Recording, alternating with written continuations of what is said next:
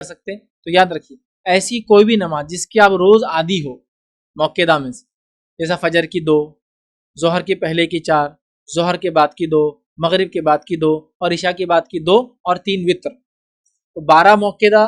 اور حدیث میں اس کی بڑی فضیلت، جو شخص دن میں 12 رکعتیں پڑھیں گا، اللہ کے رسول صلی اللہ علیہ وسلم فرماتے ہیں اس سے مرادی موقعہ ہے اللہ جنت میں اس کے لیے گھر بنائیں گے.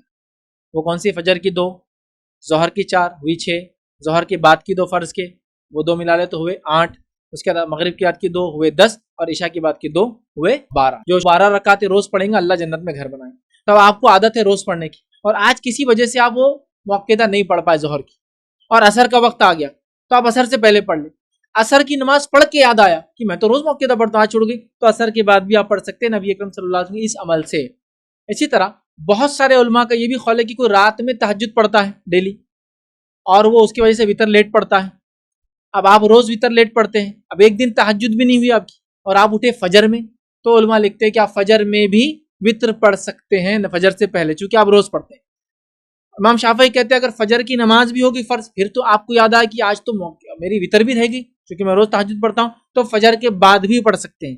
پھر وہ لکھتے ہیں، علماء لکھتے ہیں کہ اگر کوئی آدمی روز کا عادی ہے اور وہ رات میں سو گیا اور اس کی تہجد بھی نہیں ہوئی، فجر میں بھی غفلت میں رہا، فجر میں اٹھا، تو پھر وہ صبح سورج نکلنے کے بعد فجر بھی پڑھے اور وتر بھی پڑھے، چونکہ اس کی روز کی وہ عادت تھی. تو لہٰذا اگر آپ روز ظہر پڑھتے ہیں، اس کی موقعہ پڑھتے ہیں اور اس موقعہ کے اندر آپ کی کبھی چھوٹ جائے تو آپ بعد اثر بھی اس کو انشاءاللہ عزیز ادا کر سکتے ہیں.